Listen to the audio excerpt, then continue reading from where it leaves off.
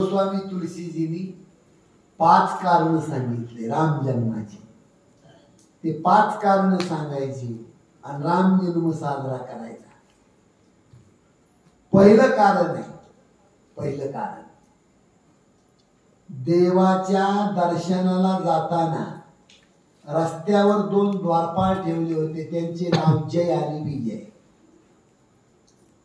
सनत कुमार दर्शनासाठी आले। अण्णा माझ्याकडे लक्ष आहे का? दारावर 2 जय आणि विजय द्वारपाल ठेवले होते। सनत कुमार दर्शनाला आले, त्या द्वारपालांनी बंदी घातली। ओ परिचय, तुमचा परिचय नाही, पिछे हटो। आणि सनत कुमाराला ढकलून दिलं, अपमान झाला। आणि सनत कुमारांनी त्या द्वारपाळाला शाप दिला, ए मूर्खाओ, देवाच्या दर्शनाला जाताना तुम्ही बंदी घालता, शाप आहे तुम्हाला माझा। या पृथ्वी तलावर तुम्ही राक्षस होत पाडणार। बापरे, हे मंदिरात देवाला कळाले आणि देव बाहेर आले आणि सनत कुमाराला देव म्हणले, का हो बाबा, माझ्या द्वारपालाने तुमची चूक काय केली? इमाने द्वारे दारावर राखणदारी करण्याचं काम करतात ते, तुम्ही शाप का दिला? जर शाप दिला तुम्ही तर माझी विनंती आहे बाबा तुम्हाला, देव म्हणतोय सनत कुमाराला काहीतरी हुशार द्या। आणि मग सनत कुमार म्हणले, 7 जन्म या दोघांनी जर भजन केलं तर मुक्ती, आणि 3 जन्म भांडण केलं तर मुक्ती। फायदा एकच आहे, करायचं काय ते ठरवा।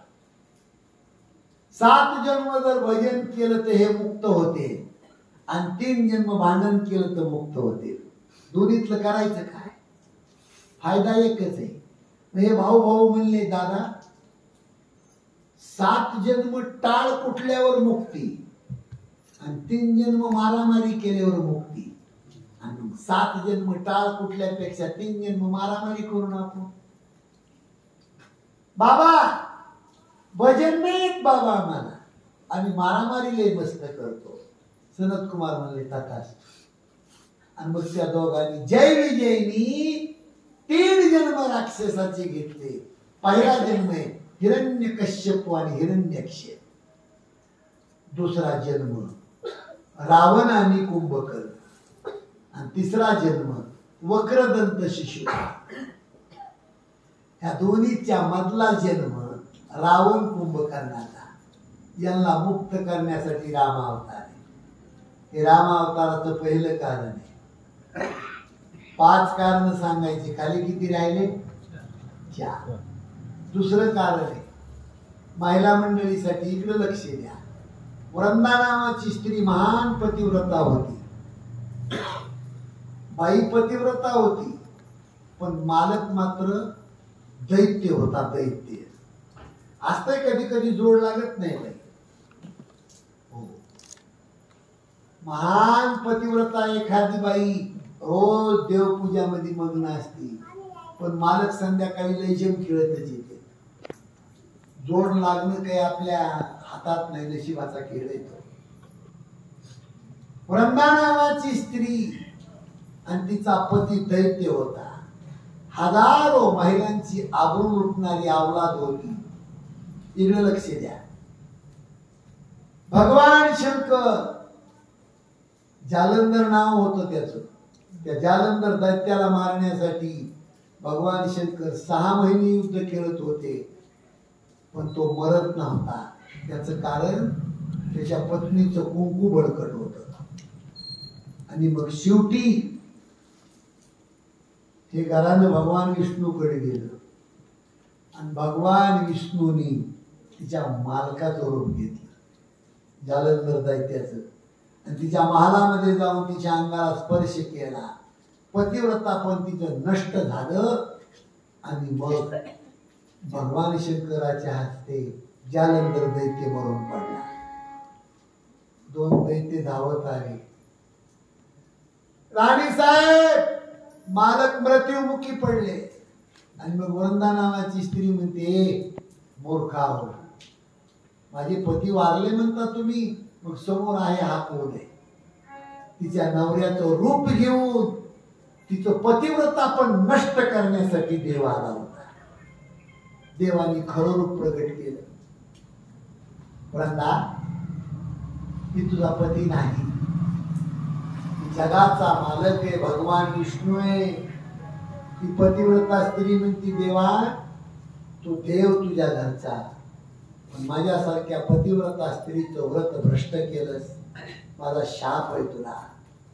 आजपासून दगड होऊन पडशील आणि माझा पती मारून माझं कुंकू पुसलंस देवा तू, पण पुढल्या अवतारामध्ये तोच माझा पती तुझी पत्नी 6 महिने चोरून घेऊन जाईल. हा वृंदा नावाच्या स्त्रीचा शाप आहे. म्हणून रामाला जन्म घ्यावा लागला. वृंदा नावाच्या स्त्रीमुळे राम जन्माचे हे 2 कारण सांगितले तुम्हाला. 3 कारण राहिले.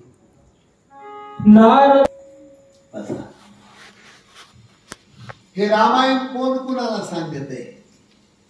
भगवान शंकर पार्वतीला रामायण सांगता सांगता म्हणले, ए पार्वते, एकदा नारदांनी शाप दिला देवाला. बाई, विण्याच्या दारात तुटेपर्यंत माझे नारद भजन करते आणि शाप कसा देतील?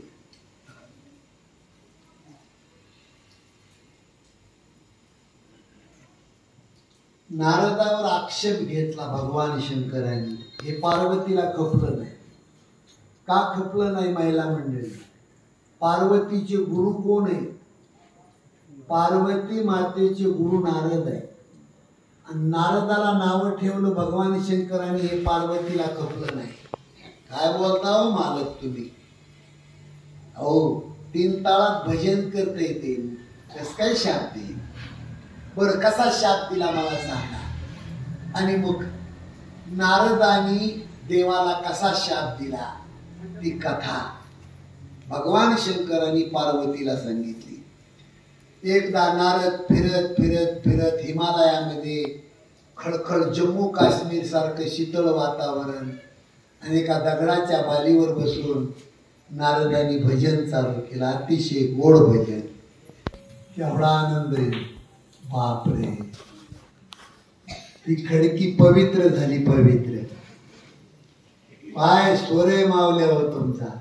वा वा, मला थोडा मुरवशपणा आला होता, मी खरं सांगतो.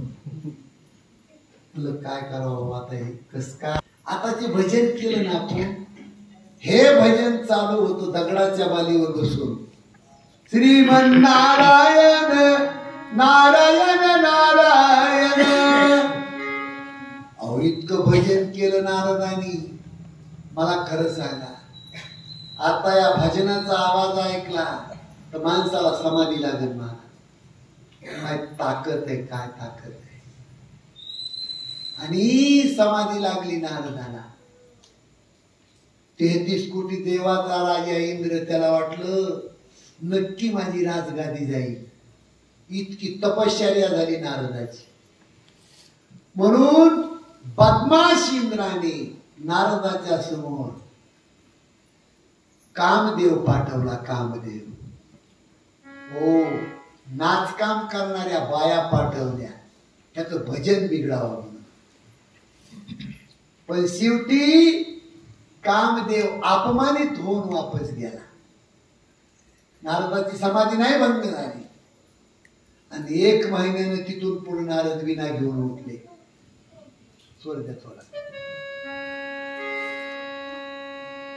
नारायण नारायण.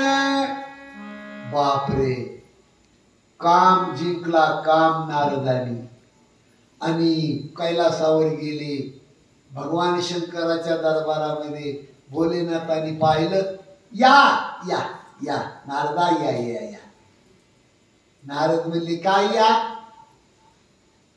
तुम्ही म्हणत होते जगामध्ये काम कुणी जिंकू शकत नाही, या पठ्ठ्यानं काम जिंकला.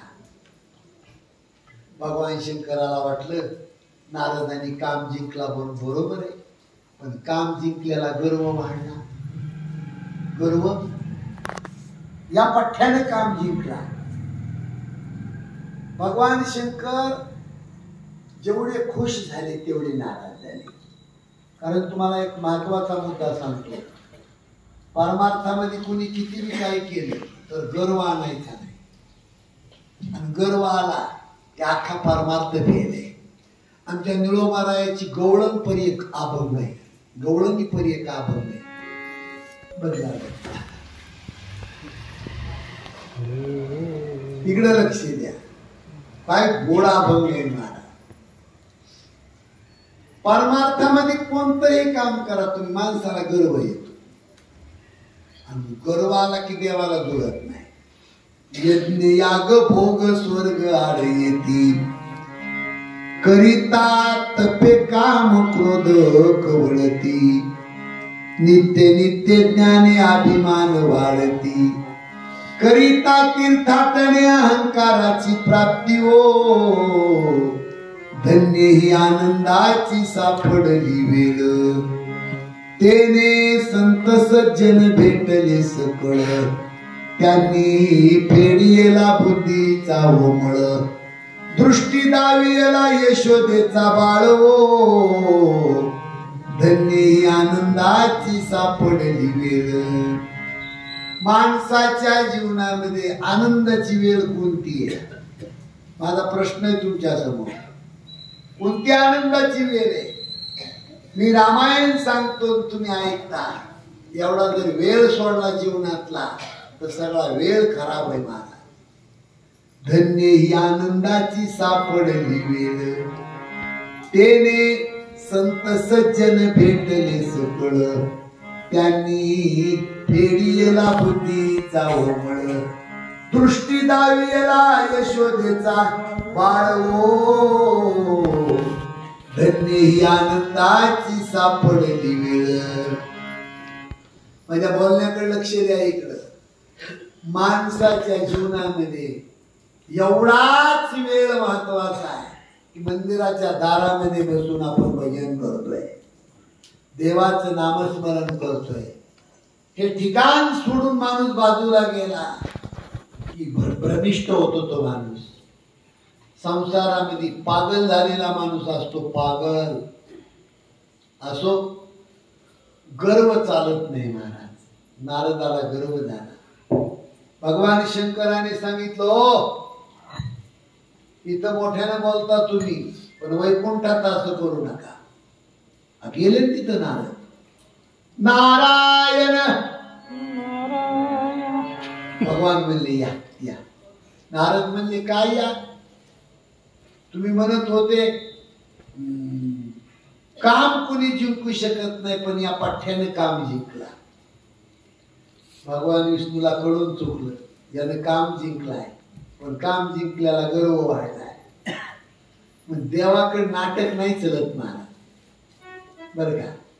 नाटक सगळीकडे चलतं, पण देवासोबत नाटक नाही चलत.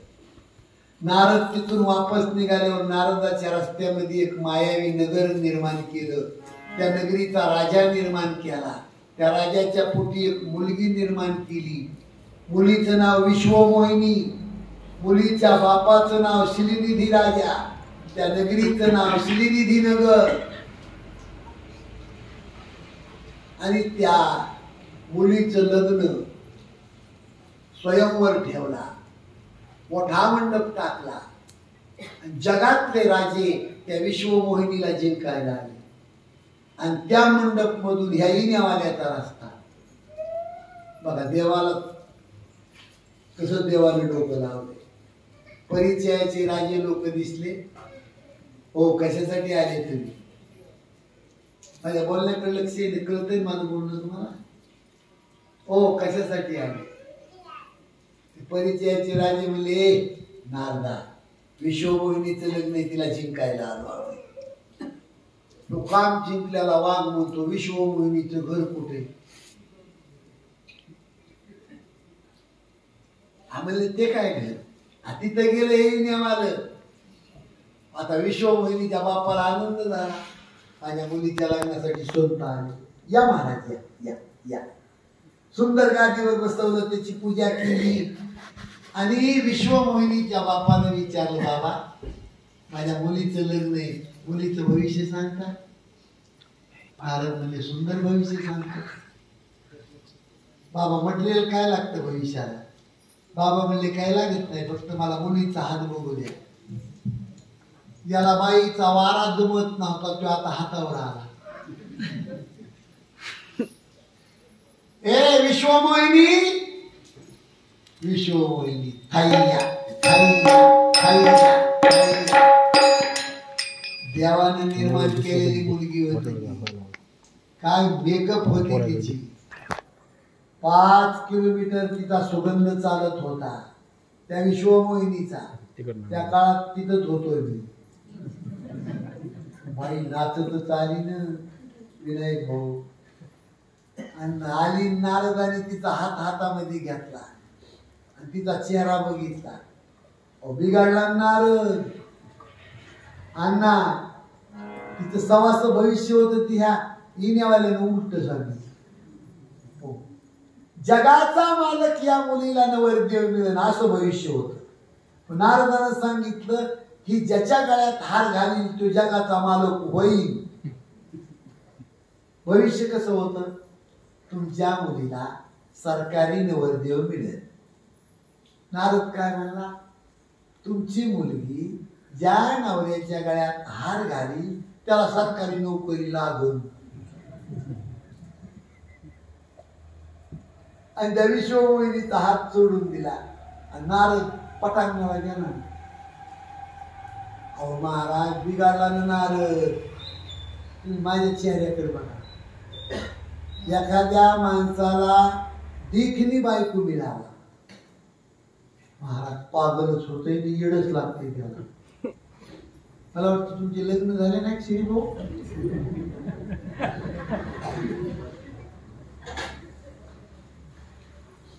ए कसा करतोय सुमनाका? सुमनाका तर लक्ष आहे का माझे? नारद कसा करतो मनाला बोलत ती. त्या मुलीचा हात दिला सोडून म्हणजे पटांगणाला आलं ती कसं करत ते. माझ्याकडे बघा तुम्ही.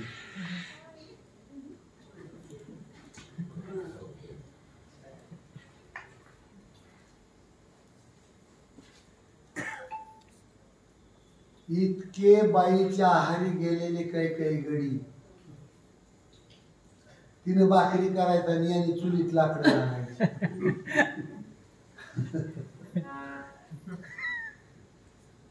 माझा मामा एक सखा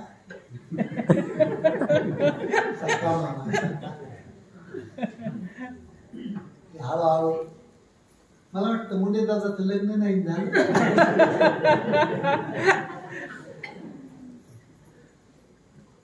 हे कानपात्रा इकडे लक्ष दे. कालवा पूर्ण अण्णा इराणी माळबाईच्या चेहऱ्याकडे बघतो माणूस आणि कसा करतो.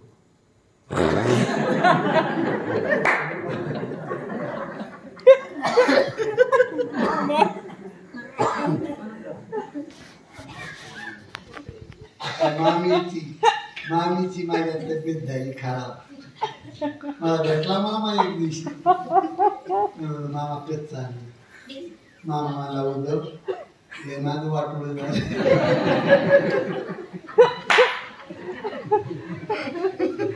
मुले दादा दादा तर लई नाही झाला. काय माणसे काय चव आहे का नाही.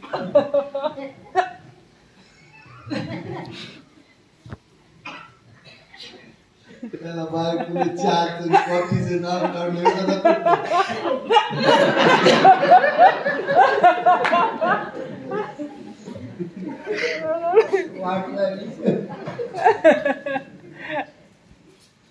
बिघडला नारद. काम जिंकल्याला वाद. देवाकडे नाही जुळत महाराज अतिशानपणा. देव नाही चालत कुणाचं. महाराज जगामधले हजारो दृष्टांत डोळ्यासमोर आणा. अण्णा कितीही चांगला माणूस असू द्या त्याचे खालून पाय कसे मोडायचे हे देवाने ठरविले. जुन्या शेतकरी माणसाची म्हण आहे खंडी खा पण मांडी आड कर. दीड पैसा माणसाने दिला की माणसं आकार चालते. मी देवाच्या व्यासपीठावर बसलो. शहापूरला ऊस तोडलास. आम्ही शहापूरला. अण्णा सत्य सांगतो, आम्ही नवरा बायकोनी पाण्यामध्ये भाकर चोरून खाल्ली. अशोकांनाला माहिती. 2-2 किलोमीटर गेलो, चटणी नाही मिळाली. चटणी नदीच्या अलीकडे माझी गाडी आली का खडकीमध्ये तर ही डोक्यात असते माझ्या. अरे चटणी सुद्धा आपल्याला मिळाली नाही. खडकीतला दिसल तो माणूस माझ्यासाठी देव मानतो. देव एवढं लहान होऊन जगा की जेवणी करून तुमच्या घराला कधी धोका होणार नाही. इतकं लहान. खूप कठीण दिवस. अहो मी माझं सांगतोय असं नाही ना महाराज. माझं नाही, माझं सांगतोय असं नाही. हरेक माणसानी जुन्या काळातली वनवासाची आठवण करा. हरेक माणसाने 8 दिवस जाणार आहेत आपले. तुम्हाला एक एक प्रसंग सांगितला या खडकीतला. हरेक माणसाच्या घरातला सांगितला तर तुमचे डोळे भिजून निघतील उद्यापासून. मला 40 वर्षाचा अनुभव या गावातला. म्हणून माणसानी लहान होऊन जगलं पाहिजे. गर्व काय कामाचा. नारदाला गर्व आला. अरे या मुलीने माझ्या गळ्यात हार घालण्यासाठी काय केलं पाहिजे. आपण काय केलं पाहिजे. तिच्यापेक्षा सुंदर बनलं पाहिजे म्हणून देवाकडे गेला नारद. देवानच कुठाना केला. देव म्हणजे नारदा बोला काय पाहिजे. नारद महर्षी म्हणजे देवा मला सगळं तुझं सौंदर्य स्वरूप पाहिजे. आता देव तथास्तु म्हणले पण मनातून म्हणले का. एवढा कुटाणा करून ठेवला त्यानंतर ती मनातून म्हणते. ही राजनीती आहे. तिथून सुरू झालेली राजनीती. तथास्तु. इथून खालचं सगळं शरीर देवाचं आलं. तोंड आलं वाढण्याचं. आता वाढण्याचं तोंड काळ जर असतं या किती काळ त्या साऊंड इतकं काळ असतं. नारद बरं स्वतःच तोंड स्वतःला दिसतंय का सचिन. आणि त्या लग्न मंडपात जाऊन बसलं नाही काळ झरतो. आणि पलीकडून एक महादेवाचा गण अलीकडून एक महादेवाचा गण मध्ये हे वाढण्याचं तोंड. आणि हे गण एकामेकाकडे बघायचे एकामेकाला खुणवायचे कधी कधी मध्ये बघायचे आणि हसायचे. कसे बघायचे कसे हसायचे इकडे बघा.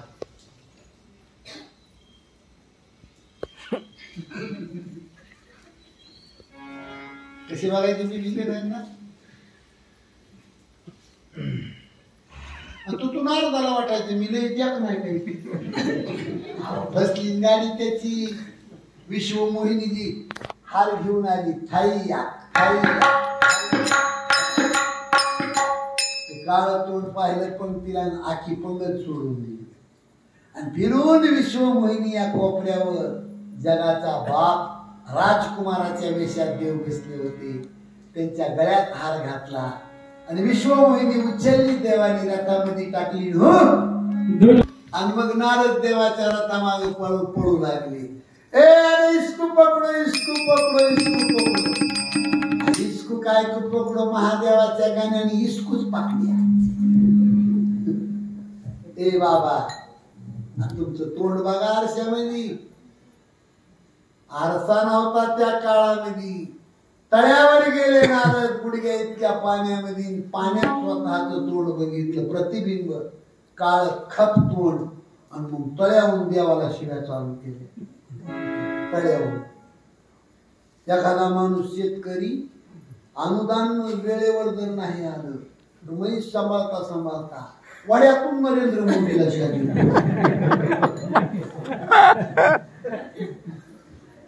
तसं नारदाने तिथून शिव्या चालू केल्या. तिथून कारण सत्यवादी भक्त देवाला मानत नाही. जनाबाईचा अनुभव नाही. देवा कपटी येस तू. अरे अरे अरे पुण्यवान हे सत्यवानाचा बहु केला छळ. कीर्तिवानाचे मारिले बाळ सखा म्हणवी सीत्याचे नासी बळ जणी म्हणे मी जाणे तुझा खेळ धुंद झाला तुझा दरबार पतिव्रता तू व्रता गुंतविली वेश्या गणिका सत्य लोकांनी कळी स्वकुळात लावी येली यादव वृंदा गोष्ट बरी नाही केली ओ धुंद झाला तुझा दरबार. आणि मग नारद आले बघतो म्हणले त्या देवाची. अति देवच तिकडून आला इकडं आणि रथाच्या दांड्या धरल्या. नारदांनी देवाला शिव्या दिल्या. काय देवा गप्पी आहेस तू, मूर्ख आहेस तू. आणि भडा भडा भडा लक्ष्मी होती देवाच्या सोबत. लक्ष्मी म्हणली देवा कोणी हे माकड मगापासून शिव्या देते तुम्हाला. महाराज शब्दाकडे लक्ष द्या. त्यावेळेला देव रडले. ढसा ढसा जगाचा बाप रडला. लक्ष्मी माझा नारद आहे, अगं रोज माझं भजन करत आहे आणि एक दिवशी शिव्या दिल्या तर काय हरकत आहे. ज्या माणसाला लक्ष्मी वाटतंय ना लोकांनी माझा सन्मान करावा त्या माणसाने अगोदर अपमान खपवणं महत्वाचं आहे. ज्या माणसाला वाटतंय लोकांनी माझी स्तुती करावी त्या माणसाने अगोदर लोकांच्या शिव्या पचवणं महत्वाचं आहे. जगातला कुठलाही माणूस घ्या तुम्ही, इतिहासातला कोणताही व्यक्ती घ्या, 1000 पट अपमान केला लोकांनी. जगामध्ये सगळ्यात मोठी जात आहे ख्रिश्चन धर्म. ख्रिश्चन धर्म आणि त्या ख्रिश्चन धर्माचा देव येशू ख्रिस्त आहे. पण लक्ष द्या माझ्या बोलण्याकडे. अगोदर समाजाने त्या येशू ख्रिस्ताच्या हातामध्ये सुळावर खिळे ठोकले. खिळे त्याच्या पोटात खिळे ठोकले, हातात खिळे ठोकले, नडगीत खिळे ठोकले, तळपायात खिळे ठोकले. रक्त गळत होतं सुळावरून येशू ख्रिस्ताच्या अंगातून. इतकी वाईट परिस्थिती करून सुद्धा माझ्या बोलण्याकडे लक्ष आहे का तुमचं. एवढे वाईट हाल करून सुद्धा येशू ख्रिस्ताने डबडबल्या डोळ्यांनी भगवंताकडे भीक मागितली. देवा ज्यांनी माझ्या हातात पायात खिळे ठोकले हे माझे अज्ञान भक्त आहे. जरी यांच्याकडून चुकला असेल देवा तरी यांना माफ कर. तुला भीक मागतो देवा. माझी ही सगळी जनता सुखामध्ये ठेव. अंगातून रक्त गळतंय तरी समाजाला शाप दिला नाही, आशीर्वाद दिला. म्हणून काय घडलं. ख्रिश्चन धर्माचा देव येशू ख्रिस्त बनले. येशू ख्रिस्ताची पूजा केल्याशिवाय त्या जातीमध्ये अन्न स्वीकारलं जात नाही. कशामुळे सांगतो मी. आज कोणाच्याही नादाला लागताल तुम्ही तर तुमची केवढी किंमत होईल. 4 दिवस मूर्ख माणसापासून दूर राहा, सहन करा. एक दिवस तोच मूर्ख माणूस तुमच्या चरणावर झोपल्याशिवाय राहणार नाही. म्हणून लक्ष्मीला देव बोलले, लक्ष्मी रोज भजन करतो नारद माझा, आज शिव्या दिला तर काय फरक पडत. आणि नारदांनी मग देवाला शाप दिला की देवा एका स्त्रीसाठी एवढं दुःख दिलंस, पुढल्या अवतारात तुझी स्त्री राक्षस घेऊन जाईल. हे दुःख तुला भोगावं लागेल आणि तुझी पत्नी सोडवण्यासाठी हे वाढणाराचं तोंड तुझ्या कामाला पडत. या शापामुळे देवाला राम अवतार धारण करावा लागला. हे राम अवताराचं 3रं कारण आहे. राम अवताराचं 4थं कारण आहे. महिला मंडळीसाठी सांगतो. महिला मंडळी इतकी पुण्यवान बाई होऊन गेली. एक आपल्या मालकाला सोबत घेतलं आणि हिमालयामध्ये जाऊन 6000 वर्ष तप केलं. फक्त फळं खाल्ले. तिथून पुढे 7000 वर्ष नवरा बायको पाणी पेले. माय माझ्याकडे लक्ष द्या. रामायणाला ऐकायला आलेली माय इकडे लक्ष द्या. नवऱ्याला घेऊन कधीतरी देवदेव परमार्थ कमीत कमी पंढरपूरच्या वारीला तरी चला, भजन करा आपल्या मालकाला सोबत घेऊन. किती पुण्यवान बाई, त्या बाईचं नाव आहे शत्रुपा राणी. 6000 वर्ष नवरा बायकोनं फळं खाऊन भजन केलं. तिथून पुढे 7000 वर्ष नवरा बायको पाणी पेले आणि तिथून पुढे 10,000 वर्ष नवरा बायकोनं खाल्लं नाही काही. सगळे मिळून 23,000 वर्ष नवरा बायकोनी तपश्चर्या केली. परिणाम देव येऊन त्या माऊलीच्या पायावर झुकला, रडला देव. आई काय पाहिजे तुला? ती बाई म्हणली, देवा माझी एकच इच्छा आहे की रामाचं रूप या डोळ्यानं पाहावं. देव म्हणले, आई राम मला सुद्धा माहित नाही कुठे ती, पण तुझी इच्छा असेल तर मी राम होऊन तुझ्या पोटी जन्म घेतो. त्या बाईला वचन दिलं. तीच बाई कौशल्य म्हणून जन्माला आली. तिचा पती स्वयंभू म्हणून राजा दशरथ म्हणून जन्माला आला आणि दिलेलं वचन पूर्ण करण्यासाठी जगाचा बाप राम होऊन तिच्या पोटी जन्माला आला. हे राम जन्माचं 4थं कारण. राम जन्माचं 5वं कारण आहे प्रताप भानू नावाचा राजा, जगावर सत्ता. पण देवानं दिलं तरी बरं वाटत नाही. जंगलात शिकार खेळण्यासाठी गेला. एका कपटी साधूची भेट झाली. राजा काय पाहिजे तुला? बाबा माझी इच्छा आहे की चंद्र सूर्य आहे तोपर्यंत जगावर माझं राज्य राहावं. ते कपटी साधू होता. साधूच कपटी होता. त्या कपटी साधून सांगितलं, एक काम कर राजा, जगामध्ये सगळ्यात श्रेष्ठ जाते ब्राह्मणाची. ब्राह्मणाचे लोक जेवायला बोलवून घे तुझ्या दारात, फक्त स्वयंपाक करायचं काम माझ्याकडे. इथं खुटी मारली पक्की महाराज. जगातले ब्राह्मण जेवायला आले, ताटावर अन्न वाढलं आणि पुंडली म्हणून जेवायला सुरुवात करणार एवढ्यात आकाशवाणी झाली. ए मंडळीनो, तुमच्या पात्रावर अन्न वाढले, जीवू नका.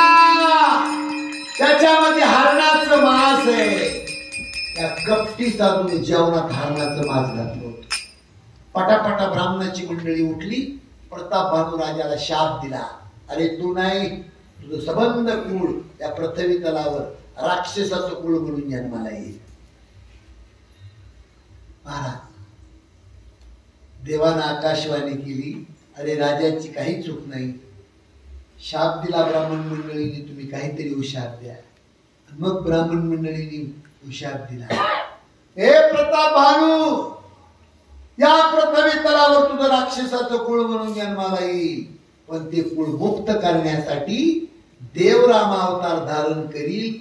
हे राम अवताराचं 5वं कारण. तुम्हाला राम अवताराचे 5 कारण सांगितले.